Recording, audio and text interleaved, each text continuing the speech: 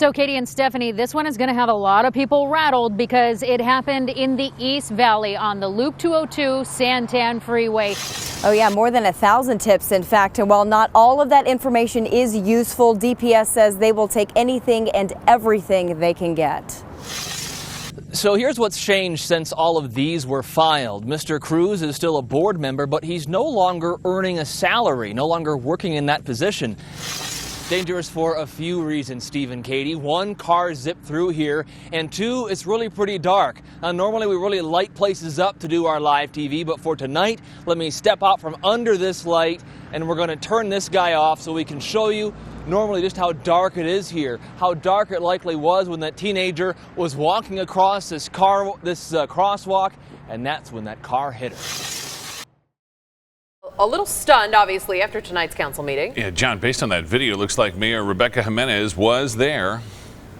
Steve and Katie, she was right inside Town Hall behind me, and this makes it official. There are enough recall signatures to trigger a recall election. Voters could kick her out of office. And tonight, it turned ugly.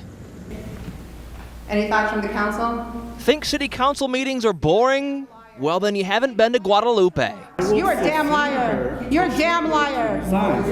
You're a damn liar. Freeze it for an FYI. The vice mayor's on the left, the mayor's on the right. All right, roll it again. And this is where she goes after the crowd. Margaret, please. You're a damn liar. And you can't see it off camera, but this is where the crowd starts shouting too. Quiet. Then it ended quickly with the crowd shouting.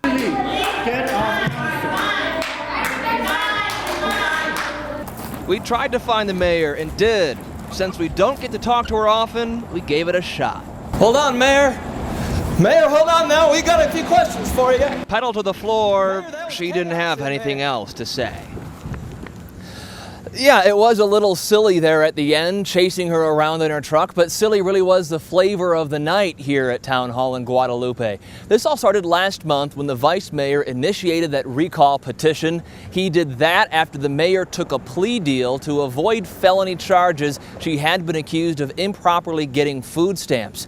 So what happens next? If she doesn't end up resigning, state law says the town clerk must call for that recall election, guys. You really can't make this stuff up, No. can you? And tomorrow you'll be in tennis shoes, John Erickson, ready to run. I should be.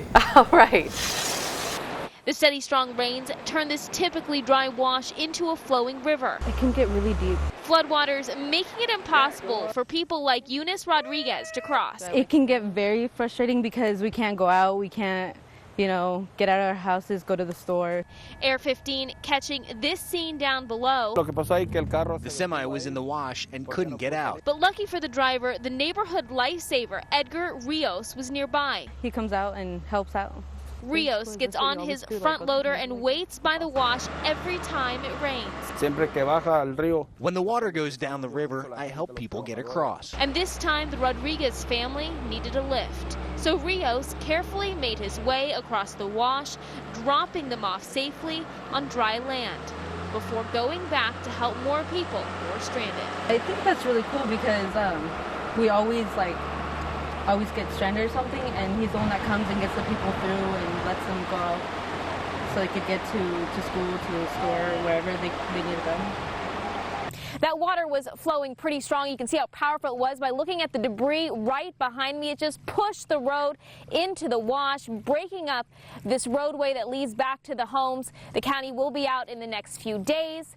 Hopefully they'll be able to fix this so homeowners will have complete access to their homes. Back to you.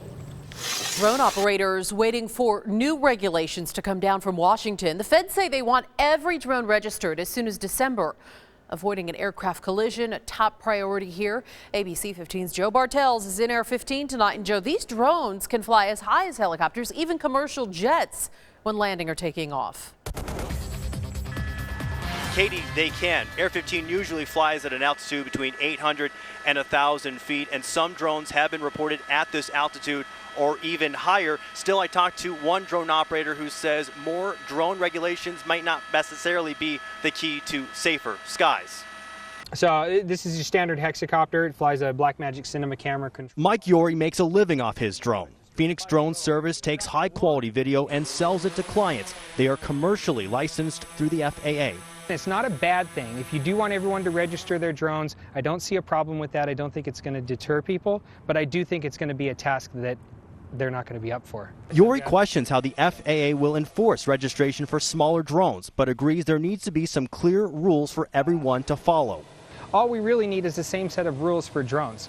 Here's what you can do with them, here's what we would prefer that you not do, and if you do something foolish with them, then there are penalties. Phoenix and Paradise Valley are looking at drone regulations to improve safety and ease privacy concerns. The U.S. Department of Transportation cites close calls, like the one at Sky Harbor in August, where an American Airlines jet packed with passengers reported a drone about 100 feet away while on approach. It's a great concern to jets that they could ingest one in an engine and destroy an engine. Art Rosen is a longtime pilot. He says some pilots are very concerned about unlicensed, unregistered drones taking to the skies. I'm not for a lot of government regulations or more regulations, but this is going to be a bigger and bigger problem. Just don't be a jerk with your drone is the moral of the story.